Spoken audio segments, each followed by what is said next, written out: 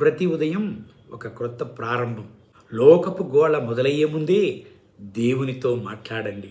5వ కీర్తనలు 3వ వాక్యం. యెహోవా, ఉదయమున నా స్వరము వినుచున్నావు. నేను నా ప్రార్థనలను నీ సన్నిధిలో ఉంచి ఆశతో నిరీక్షించుచున్నాను. అవును దేవుని బిడ్డలారా, ఈరోజు సాధారణమైనది కాదు. ఇది ఒక వరం అని విశ్వసించండి. నిన్న ఏమి జరిగినా ఇది ఒక కొత్త ప్రారంభం అని నమ్మండి. దేవుడు మీ విజ్ఞాపనలను వింటున్నాడు. మీ యొక్క ప్రతి ప్రార్థన, మీ యొక్క ప్రతి కన్నీరు ఆయనకు తెలుసు అనే విషయాన్ని మరచిపోకండి. ఆశను కోల్పోవద్దు దేవుని బిడ్డ. ఆలస్యం అనిపించినది నిరాకరణ కాదు. మీ భారాలన్నిటినీ ఆయన ముందు ఉంచండి. ఆశతో ఎదురు చూడండి. ఎందుకంటే మంచి విషయాలు మీ వైపు వస్తున్నాయి. దేవుడు ఇప్పటికే మీకోసం పనిచేస్తున్నాడు అనేటువంటి విషయాన్ని మరచిపోకండి. దేవుడు ఈ వాగ్దానం ప్రకారం మిమ్మల్ని ఆశీర్వదించునుగాక. కళ్ళు మూసి ప్రార్థన చేద్దామా?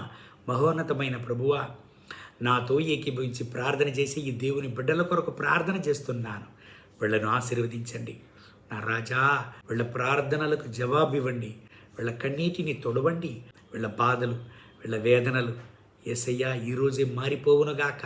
ఒక అద్భుతాన్ని వీళ్ళ జీవితంలో జరిగించి వీళ్ళ జీవితాన్ని సాక్ష్యంగా నిలపండి. యేసయ్య నామములో ప్రార్థన చేస్తున్నాము తండ్రి.